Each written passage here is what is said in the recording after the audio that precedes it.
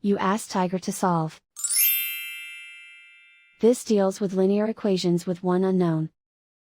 The final result is x equals 3 over 2. Let's solve it step by step. Group all x terms on the left side of the equation.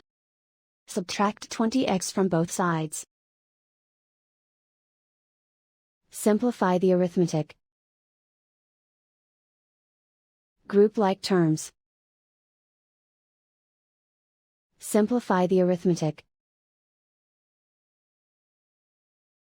Isolate the x.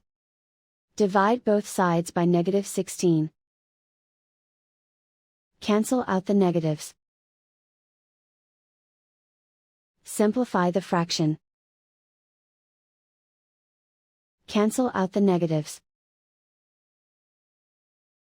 Find the greatest common factor of the numerator and denominator. Factor out and cancel the greatest common factor. And so the final result is x equals 3 over 2.